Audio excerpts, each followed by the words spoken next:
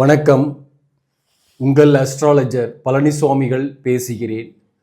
இந்த வீடியோவில் தாம்பத்திய சுகம், அதற்கு ஜாதகத்தில் 12ஆம் பாவகம், லக்னத்துக்கு 12ஆம் பாவகத்தையும் 7ஆம் பாவகத்தையுமே பார்க்கணும்.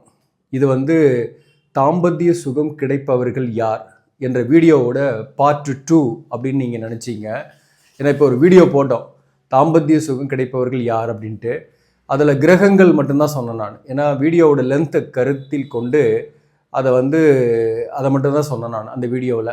அதாவது செவ்வாய் ஆட்சி உச்சம் பெற்றிருந்து, அல்லது செவ்வாய் நல்ல ஸ்தான பலம் பெற்றிருந்த, அதே போல் சுக்கிரனும் நல்லா இருக்குது, அல்லது சந்திரன் ஆட்சி உச்சம் பெற்று இருக்குது, ராகு நல்லா இருக்குது, ராகு இந்த கிரகங்களோடு சேர்ந்துருக்குன்னா அவங்களுக்கு தாம்பத்திய சுகம் ஏதோ ஒரு வகையில் கிடைச்சிரும். அது முதல் தாரமா 2ஆம் தாரமான்றது இந்த தோஷத்தை பொறுத்து, கலஸ்தர தோஷம் தார தோஷத்தை பொறுத்து.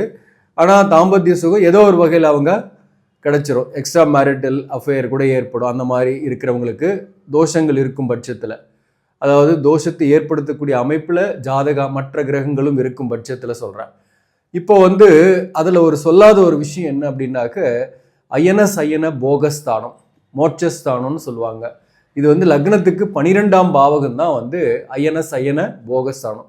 அதாவது படுக்கை சுகம், படுக்கை எப்படி இருக்கும் அப்படின்ற சொல்கிற இடம் 12ஆம் பாவகம். இந்த 12ஆம் பாவகத்தில் எந்த கிரகமும் இல்லைனாக மேக்சிமம் அவங்களுக்கு நல்ல தாம்பத்திய வாழ்க்கை நல்லாவே இருக்குன்னு நினச்சிக்கலாம். அதே போல் இந்த 12ஆம் பாவகத்தில் கிரகங்கள் இருக்குன்னாக்க அந்த சுக்கிரன் போன்ற கிரகங்கள் இருந்தாலும் தாம்பத்திய சுகம் நல்லா தான் இருக்கும்.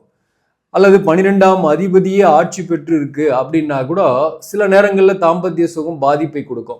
அதற்கு சில லக்னங்களை குறிப்பிடலாம். முக்கியமாக பார்த்தீங்கன்னாக்க கன்னி லக்னம். இந்த கன்னி லக்னத்துக்கு 12ஆம் அதிபதி சூரியன். இங்கே சூரியனே ஆட்சி பெற்று இருக்காரு அப்படின்னாக்க தாம்பத்திய சுகம் கிடைக்குமா? கண்டிப்பாக தனிமையாக இருக்கிற மாதிரி தான் இருக்கும், பெருசாக கிடைக்காது. ஆனால் இங்கே குரு இருந்து பார்க்குறான்னு வச்சிங்களேன், இந்த குரு பார்வையில் இருக்கு, அல்லது குரு இங்கேயே இருக்கிறாரு அப்படின்னாக்க, குருவோட சேர்ந்து இருக்கு, குருவை அசங்கப்படுத்தி இருக்கு அப்படின்னாக்க தாம்பத்திய சுகம் கிடைச்சிரும். அப்படி இல்லைன்னா முழுசா இருக்கவே இருக்காது அப்படின்லாம் கிடையாது. மற்ற கிரகங்கள் சப்போஸ் இங்கே செவ்வாய் ஆட்சி பெற்று இருக்குன்னு வச்சிங்களா, கன்னி லக்னம் 8ஆம் இடத்துல செவ்வாய் ஆட்சி, மூலத்திரிகோண வீடு. இந்த செவ்வாய் பலமாகிறார் இல்லையா, ஆனால் படுக்கை இடத்துல, அதாவது அயன சயன போகஸ்தானத்தில் சூரியன் இருக்கிறதுனால ஒரு ஆவரேஜாக கிடைக்கும் அப்படின்றத எடுத்துக்கலாம். தாம்பத்திய சுகம் ஆர்வம் இருக்கும், காமம் இருக்கு, ஆனாலும் கிடைப்பதில் பிரச்சனைகள் இருக்கும். படுக்கை சுகம் சரியாக இருக்காது அப்படின்றத எடுத்துக்கலாம். அதாவது சூரியன் மட்டும் இருந்தாக, குரு கூட இருந்தாக நார்மலாக இருக்கும், நல்லாவே கிடைக்கும். குரு பார்த்தாலையும் நார்மலாக இருக்கும், நல்லாவே இருக்கும். ஆனால் இந்த லக்னமாக எடுத்துக்கிட்டாக குரு 7ஆம் அதிபதி. இந்த 7ஆம் அதிபதி குரு 6ஆம் இடத்துல இருக்கிறாரு. இந்த 6ஆம் இடத்துல இருக்கிற குரு பார்த்தீங்கன்னாக்க ஒரு நிலையில் வாழ்க்கை துணை விட்டு சற்று பிரிந்து இருக்கக்கூடிய சூழ்நிலையுமே ஏற்படுத்தும். அப்போ அந்த 7ஆம் பாவகத்தையும் பார்க்கணும். 7ஆம் பாவகம் என்பது கலஸ்தரஸ்தானம். இந்த 7ஆம் பாவகம் தான் நமக்கு வரக்கூடிய வாழ்க்கை துணைவர், மனைவியோ அல்லது கணவனையோ, அதாவது இல்லற இன்பத்தை பெறக்கூடிய அமைப்பு, இதெல்லாமும் 7ஆம் பாவகத்தையுமே பார்க்கணும். இந்த 7ஆம் பாவகத்தில் ஃபார் எக்ஸாம்பிள் சனி இருக்குன்னு வச்சிங்களேன், இந்த எக்ஸாம்பிளுக்கு சொல்கிறேன். 7ஆம் பாவகத்தில் சனி இருக்குன்னாக்க அவங்களுக்கு பார்த்தீங்கன்னாக்க இந்த சீக்கிரமாக கல்யாணம் ஆகாது. கல்யாணம் சீக்கிரமாக ஆகலைன்னா என்ன ஆகும்? இந்த சீக்கிரமாக கல்யாணம் ஆகாது சனி இருந்தாக. அப்போ அப்படிப்பட்டவர்களுக்கு சீக்கிரமாக அந்த இல்லற சுகம், தாம்பத்திய சுகம் என்பது கிடைக்காமையே இருக்கும். அதனால தான் 7ஆம் பாவகத்தையும் பார்க்கணும். ஆனால் அவங்களுக்கு காமம் இருக்கும், அவங்களுக்கு அந்த எண்ணங்கள்லாம் நிறையவே இருக்கும், தகுதியானவர் தான். பட் கிடைக்கிறதுல முடிவு பண்ணக்கூடிய இடம் 12ஆம் பாவகமும் 7ஆம் பாவகமும். இப்போ இதே சூரியன் 7ஆம் இடத்துல இருக்குன்னு வச்சிங்களேன், அப்பவும் திருமணம் லேட் ஆகும். வாழ்க்கை துணைவருக்கு உடல்நல தொந்தரவு, பாதிப்பு போன்றவை இருந்துக்கிட்டே இருக்கும். அப்படிப்பட்டவர்களுக்குமே பார்த்தீங்கன்னாக்க தாம்பத்திய சுகம் கிடைக்கிறது தாமதமாகிட்டு இருக்கும். இப்போ இந்த இடத்துல எந்த கிரகமும் இல்லை, கன்னி லக்னம், இந்த 12ஆம் பாவகம் சுத்தமாக தான் இருக்குது.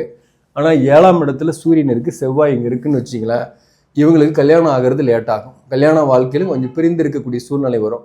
ஒன்றாவே இருந்தால் கூட வாழ்க்கை துணைவர் உடல்நல தொந்தரவு, பாதிப்பு இவற்றால் ஈடுபட முடியாத சூழ்நிலைகளை ஏற்படுத்தும்.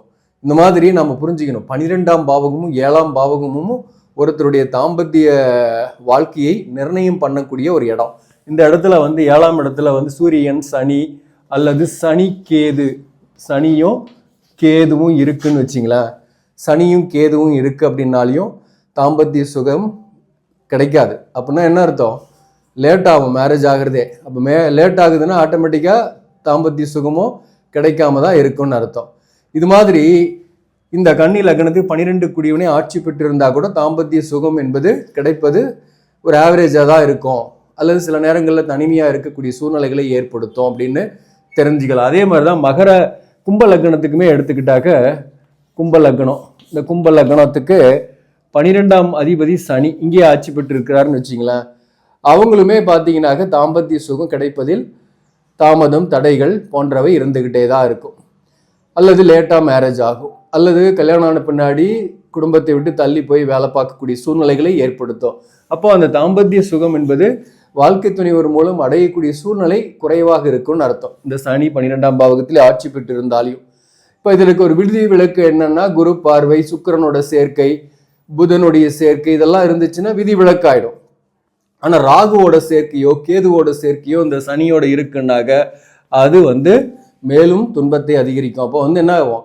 அயன சயன போகஸ்தானம், படுக்கை சுகம் என்பது இல்லாமல், தூக்கம் இல்லாமல், உடல்நலத்தில் இவருக்கே கூட தொந்தரவுகள் இருந்துக்கிட்டு அந்த தாம்பத்திய சுகத்தில் ஈடுபட முடியாத சூழ்நிலைகளை இவருக்கு ஏற்படுத்தும்.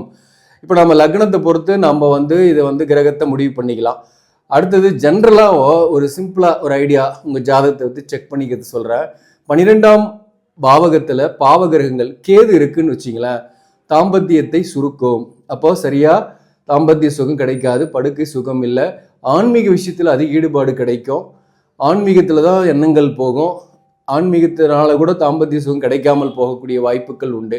12ஆம் பாவகத்தில் கேது இருக்குன்னா, அது எந்த லக்னமாக இருந்தாலும் சரி, தனுசு லக்னம்னு வச்சிங்களேன், இந்த தனுசு லக்னத்தில் கேது இங்கே இருக்குனாக்க உச்ச கேது தான், இங்கே ராகு இருக்கும். அப்படிப்பட்டவர்களுக்குமே கூட பார்த்தீங்கன்னாக்க என்ன ஆகும்? செவ்வாய் இங்கே ஆட்சி பெற்றிருக்காருன்னே வச்சிங்களேன். அப்படி இருந்தாலையும் எண்ணங்கள்லாம் அவருக்கு இருக்கும், கேது இருக்கிறாரு, ஆனால் தாம்பத்திய சுகம் கிடைக்காத, வாழ்க்கை துணை ஒரு வகையில் கிடைக்காத சூழ்நிலைகளை ஏற்படுத்தும். ராகு இருக்குன்னாக்க, இந்த இடத்துல ராகு இருக்கு அப்படின்னா கிடைக்கும், அவர்களுக்கு தாம்பத்திய சுகம் கிடைக்கும். சுக்கிரன் இருக்குன்னாலையும் கிடைக்கும், ஓகேங்களா. புதன் இருக்குனாலையும் கிடைக்கும், புதன் இருந்தாலையும் ஓகே. செவ்வாயே இங்கேயே ஆட்சி பெற்று இருக்கார் அப்படின்னாலையும் ஓகே கிடைக்கும். செவ்வாயே ஆட்சி பெற்று இருக்கிறவங்களுக்கு கொஞ்சம் லேட்டான திருமணம் ஆகும். அப்போ அதுக்கு வந்து ஒரு குரு பார்வை போன்றவை, இங்கே சப்போஸ் குரு இருந்து இந்த குருவோட பார்வையில் செவ்வாய் இருந்துச்சுனாக்க அவங்களுக்கு சிறப்பாகவே இருக்கும் தாம்பத்திய வாழ்க்கையை பொறுத்து வர்றோம். இதுவும் நாம் கன்சிடர் பண்ணிக்கணும். இந்த ராகு கேதுக்கள் மற்றும் சனி சூரியன் போன்ற கிரகங்கள், செவ்வாய் போன்ற கிரகங்கள் லக்னத்துக்கு 12ஆம் பாவகத்தில் இருக்கும்போது அவர்களுக்கு திருமணம் லேட் ஆகுது, அதனால தாம்பத்திய சுகம் கிடைக்கிறதில்ல. அல்லது திருமணம் ஆன பின்பு கூட ஏதோ ஒரு வகையில் பிரிந்து இருக்கக்கூடிய சூழ்நிலை ஏற்படுத்துது, அதனால தாம்பத்திய சுகம் கிடைக்கிறதில்ல. அதாவது 12ஆம் பாவகத்தையும் நம்ம பார்த்து தான் முடிவு சொல்லணும். ஆனால் அவங்களுக்கு தாம்பத்தியத்தில் ஒரு நாட்டம் இருக்குமான்னா இருக்கும். எப்படி இருக்கும் அப்படின்னாக்க, செவ்வாய் பலமாக இருந்தால் இருக்கும், சுக்கிரன் பலமாக இருந்தாலும் இருக்கும், சந்திரன் பலமாக இருந்தாலையும் இருக்கும். இந்த 3 கிரகமே பலமாக இருக்கணும்னு அவசியம் இல்லை. இதில் ஏதாவது ஒரு கிரகம் பலமாக இருந்தாலும் அவங்களுக்கு தாம்பத்திய சுகம் இருக்கும். இப்போ ஜென்ரலாக தாம்பத்திய சுகம் கிடைப்பவர்கள் யார் அப்படின்னும் போது நம்ம 12ஆம் பாவகம் 7ஆம் பாவகத்தையுமே பார்க்கணும். இந்த 7ஆம் இடத்துலையுமே அதே மாதிரி தான் ராகுகேது, சூரியன், சனி, அதே போல் செவ்வாய், இந்த கிரகங்கள் இருக்கும்போது வாழ்க்கை துணையை விட்டு பிரிந்தே இருக்கிற மாதிரி இருக்கும். கல்யாணமும் லேட் ஆகும், கல்யாணம் ஆன பின்னாடி பிரிந்தே இருக்கிற மாதிரி இருக்கும். அப்போ எப்படி தாம்பத்திய சுகம் கிடைக்கும்? கிடைக்காம இருக்கக்கூடிய சூழ்நிலை ஏற்படும் இல்லையா? அப்போ அந்த 7ஆம் இடத்தையுமே 12ஆம் பாவகமே முடிவு செய்யும் தாம்பத்திய சுகம் அவர்கள் அனுபவிக்கக்கூடிய அளவு எந்த அளவு என்பதை என்றுதான் முக்கியமாக புரிஞ்சுக்கணும். நாம் இதுதான் முக்கியமாக நான் சொல்லக்கூடிய விஷயம். அப்போ வந்து ஒருத்தருக்கு தாம்பத்திய சுகம் கிடைக்குமா அப்படின்றது அந்த கிரகங்களும் பார்க்கணும். அடுத்தது 2 பாவகத்தையுமே பார்க்கணும், 12ஆம் பாவகம் மற்றும் 7ஆம் பாவகம். அதை பார்க்கும்போது அது மேக்சிமம் 7ஆம் இடமும் 12ஆம் இடமும் சுத்தமாக இருந்தால் அவங்களுக்கு மேக்சிமம் நல்லா இருக்கும் அப்படின்றது தான் பொதுவான விஷயம். அந்த இடத்துல பாவ கிரகத்தோட பார்வை இருக்கான்னு பார்த்துக்கணும். அதுவுமே இல்லைன்னா உண்மையிலே நல்லா தான் இருக்கும், தாம்பத்திய சுகம் கிடைக்கக்கூடியவர்களாகவே இருப்பாங்க. அதே போல் சுப கிரகம் இருந்தாலும் சரி, குறிப்பாக வந்து சுக்கிரன் புதன் சேர்க்கை இருக்கு, அல்லது செவ்வாய் சுக்கிரன் சேர்க்கை இருக்கு, ராகு இருக்கு அப்படின்னா 12ஆம் பாவகத்தில் அவங்களுக்கு நல்லாவே தாம்பத்திய சுகம் கிடைக்கும். குரு இருந்தால் ஆவரேஜாக இருக்கும், ரொம்ப அதிகமாக இருக்காது, கம்மியாகவும் இருக்காது, ஒரு ஆவரேஜாக இருக்கும். அவங்களும் ஆன்மீக விஷயத்தில் அதிக நாட்டமுடையவர்களாகவே இருப்பாங்க. தான தர்மம், மற்றவங்களுக்கு உதவக்கூடிய விஷயம், ட்ரஸ்ட்டு, இந்த மாதிரி விஷயங்கள்ல அதிக ஈடுபாடு கொண்டவர்களாக இருப்பாங்க. ஸோ இதெல்லாம் நம்ம ஜாதகத்தை வச்சு பார்க்கலாம். இந்த ஆஸ்ட்ரோ லைஃப் கோச்சிங் மூலம் நம்ம வந்து பார்த்தீங்கன்னாக்க குடும்ப வாழ்க்கை பிரச்சனை, அதே போல் தொழில் சார்ந்து பிரச்சனை, சரியான வேலை கிடைக்கல, அல்லது அரசு பணிக்கு போவனா, அல்லது வந்து பிஸ்னஸ் செய்யலாமா, இதுக்கான ப்ராப்ளம் நம்ம ஜாதகத்தில் என்ன இருக்கோ அதுதான் எதிரொலிக்கும். நீங்கள் என்னதான் வந்து கோடீஸ்வரன் ஆகணும் அப்படின்ட்டு நம்ம எனி டைம் அதையே நினச்சிக்கிட்டு அஃபர்மேஷன் பண்ணிக்கிட்டு அதையே விஷுவலைஸ் பண்ணி பார்த்துக்கிட்டு இருந்தாலையும் அது கிடைக்கும் அப்படின்றது உறுதியாக சொல்லவே முடியாது. நமக்கு என்ன கொடுப்பனியோ அதுதான் நடக்கும். நம்ம உண்மையிலே பிஸ்னஸ் மேனாக ஆகணும், கோடீஸ்வரன் ஆகணும், நம்ம கர்மா இருக்குது, நம்ம ஜாதகப்படி இருக்குன்னாக அதை நம்ம ஜாதகத்தில் தெரிஞ்சுக்கலாம். இருக்குன்னாக நம்ம கண்டிப்பாக நம்மளை அந்த இடத்துக்கு கொண்டு போய் விட்டுடும். இந்த பிரபஞ்சம் அந்த இடத்துக்கு கொண்டு போய் விடும். அப்படி இல்லை நம்ம அரசு பணிக்கு போகணுன்னாக்க அந்த இடத்துக்கு கொண்டு போய் விடும். நான் இல்லை சும்மா தான் இருக்கணும்னாக்க அந்த இடத்துலையே தான் இருப்போம். இது வந்து நம்ம கிட்ட நம்ம பேசிக்காக நம்மளுடைய தகுதி என்ன அப்படின்றத, நம்ம கர்மா என்ன அப்படின்றத நம்ம ஜாதகத்தில் தெரிஞ்சுக்கலாம். அதற்கான கவுன்சிலிங் நம்ம வந்து இந்த ஆஸ்ட்ரோ லைஃப் கோச்சிங் மூலமும், அதே போல் நம்மளுடைய இன்னொரு சேனல் ஆஸ்ட்ரோ பழனி சுவாமிகள் நீங்கள் தொடர்ந்து பார்ப்பீங்க, அதன் மூலமும் நம்ம கொடுத்துட்டு இருக்கிறோம். விருப்பப்பட்டவங்க இந்த சேனலை சப்ஸ்கிரைப் பண்ணி நண்பர்களுக்கும் உறவுகளுக்கும் ஷேர் பண்ணுங்க. நன்றி, வணக்கம்.